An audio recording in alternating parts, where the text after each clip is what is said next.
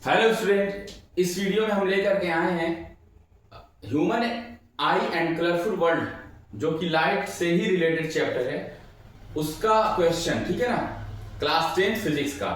इसमें क्वेश्चन है, why do star twinkle, why planet do not twinkle. ठीक है ना, क्यों तारे टिमटिमाते हैं लेकिन प्लेनेट नहीं टिमटिमाते हैं। देखिए, इसका एक्सप्लेनेशन हम देखेंगे। सबसे पहले तो ये जो इसकी डेफिनेशन के अकॉर्डिंग है, क्या लिख सकते हैं आप, star emits their own light, तारों का अपना प्रकाश होता है, and they twinkle due to the atmospheric refraction. सबसे बड़ी बात इसमें जो मेन पॉइंट है वो है रिफ्रैक्शन।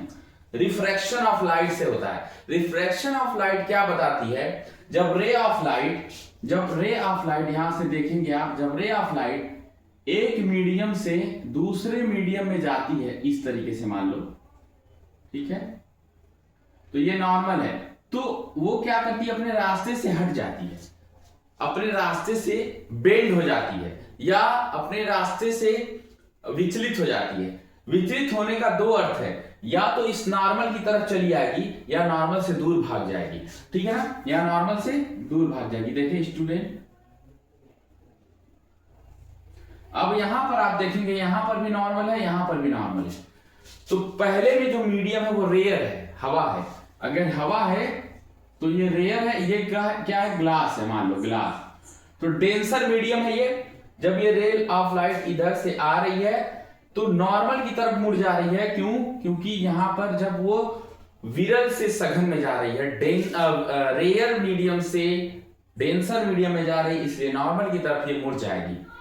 अब यहां पर क्या हो रहा है, अब ये डेंसर मीडियम से अब फिर से एयर में जा रही है, यानी कि रेयर मीडियम में जा रही है, नॉर्मल से दूर हट जाएगी। तो ये होता है रिफ्रैक्शन। यही कंडीशन अब यहां पर हम देखेंगे पूरा अच्छी तरह से। मान लीजिए कि ये हमारी अर्थ है, ठीक है ना, ये हमारी अर्थ है। ठीक, चलिए, ये अर्थ है, थोड़ा सा अच्छी बना देते हैं। चलिए, अर्थ है, ये है हमारा एटमॉस्फियर। ठीक है ना, ये हमारी अर्थ थी, ये अर्थ है, अर्थ, और ये सब एटमॉस्फियर की लेयर है। ठीक है ना, लिख दे रहे हैं एटमॉस्फियर, फेरिक लेयर। ठीक है ना, ये वायुमंडल की परतें हैं। स्टूडेंट, हिंदी वालों के लिए वायुमंडल की परतें हैं। अब क्या होगा, मान लीजिए कि रात में तारे दिखाई देंगे, क्योंकि दिन में इतना ज्यादा प्रकाश नहीं है।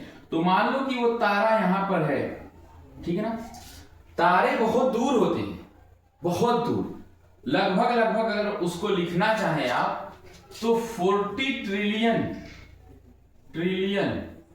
किलोमीटर। अब ये बहुत ज्यादा है, इसे हम लिख भी नहीं पाएंगे।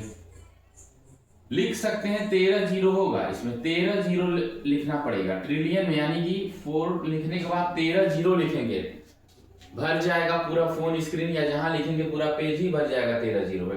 इतना किलोमीटर दूर होते हैं, एवरेज है ये डिस्टेंस, कोई इससे भी ज्यादा दूर है, कुछ थोड़ा कम है, तो बहुत दूर है। अब क्या होता है, ये तारे और इनके बीच में डिस्टेंस बहुत ज्यादा है, ये बीच में वैक्यूम है। ठीक है ना, वैक्यूम का मतलब निर्वात है, कोई हवा नहीं है, कोई हवा नहीं है। तो ये मीडियम अगर हम देखेंगे तो रेयर कहा जाएगा। और जैसे जैसे आप इधर आएंगे तो यहां पर आपको मिलेंगी गैसेस, जैसे नाइट्रोजन गैस, ठीक है ना, ऑक्सीजन गैस, ठीक, डस्ट पार्टिकल, ठीक है, डस्ट पार्टिकल, क्लाउड, ये सब मिलेंगे। तो जब रे, अब क्या होगा, जब हम यहां से देख रहे हैं, यहां से कोई ऑब्जर्वर है, कोई आई, कोई आंख है, या मान लो कोई आदमी ऐसे देख रहा है, ठीक है ना, यहां से देख रहा है, या यहां पर आईज बना सकते हैं आप।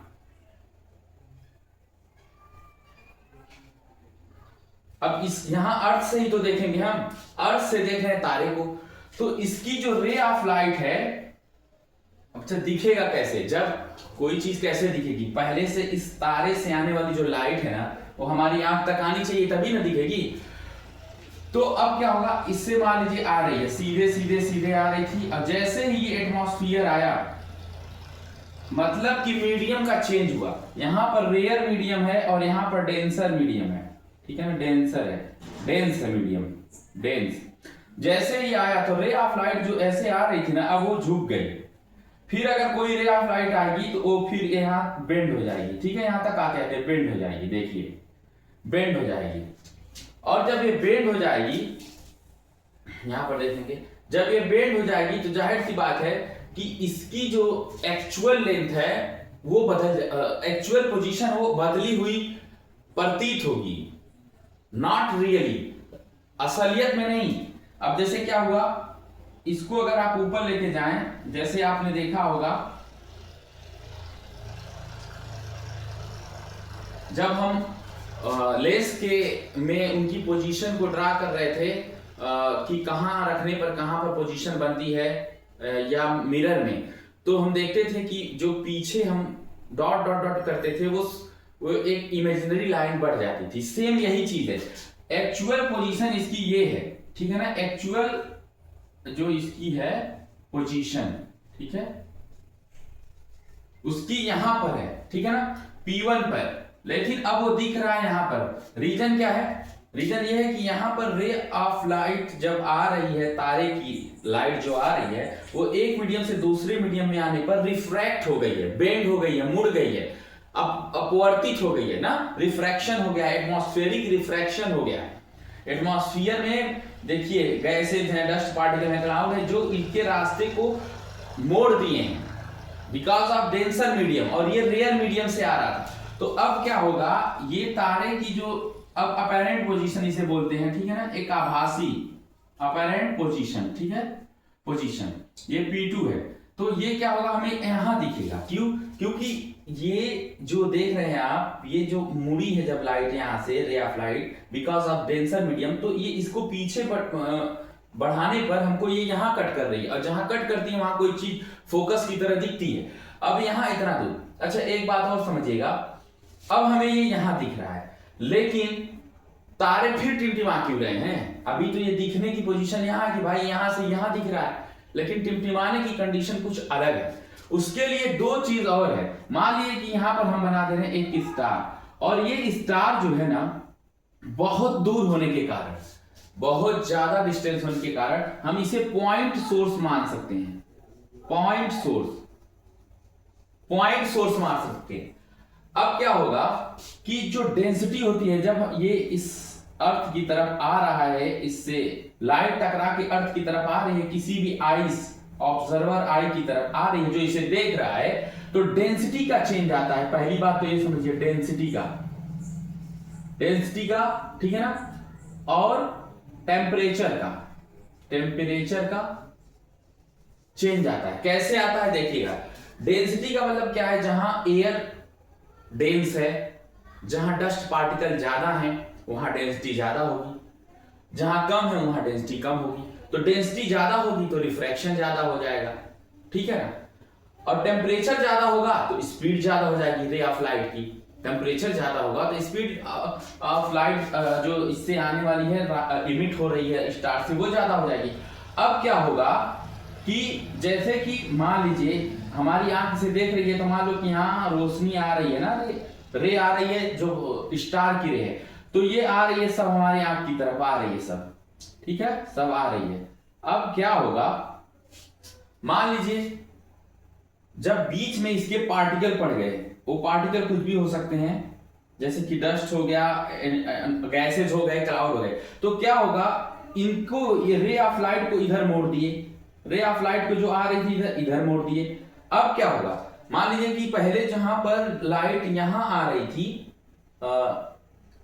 यहां पर ज्यादा लाइट आ रही थी, अब वो कम आ रही है, क्योंकि यहां से ये मीडियम की डेंसिटी की वजह से ये रे ऑफ लाइट जो है मुड़ गई है। अब हमें कम दिखाई देगी, रे ऑफ लाइट कम आएगी तो हमें वो चीज कम दिखाई देगी, ठीक है। अब कम दिखाई देगी, जैसे कि अंधेरे में रे ऑफ लाइट कम होती है तो हमें कम दिखाई देगा ना, तो हम आंख बड़ी करके देखते हैं अंधेरे में, ऐसा ही है। तो कम दिखाई देगी तो हमको लगेगा कि ये डीम हो गई, लाइट डीम हो गई। और अगर यही और ज्यादा दिखेगी, जैसे और ज्यादा बढ़ गया तो कम दिखेगी तो डीम हो गई, क्योंकि रे ऑफ लाइट रिफ्लेक्ट हो गई है, रास्ते से हट गई है, हमारे आंख तक कम लाइट पहुंच रही है। और अगर ऐसा हुआ कि लाइट ज्यादा पहुंचने लगे तो वो हमें क्या करेगा, वो हमें दिखाएगा कि बहुत ज्यादा ये थोड़ा ब्राइट और दिखेगा। वैसे कम ब्राइट दिखता तो डल दिखता, तो कोई चीज डल दिखती तो छोटी भी दिखेगी, और अगर ब्राइट दिखेगी तो बड़ी दिखेगी, तो ज्यादा लाइट आएगी तो बड़ी दिखेगी। और ऐसा ही देखेगा जब कोई चीज ऐसे आ रही है, डीम हो रही है, फिर थोड़ा सा लाइट हो रही है ज्यादा, तो वो हमें टिमटिमाती हुई दिखेगी ना। जैसे कि दीपावली में जो बल्ब रहता है जैसे जलता है बुझता है, तो उससे कोई भी टिमटिमाते टाइप दिखता है, एक बात कह रहा हूं। तो इस तरीके से ये हमें तारे टिमटिमाते हुए दिखाई देते हैं।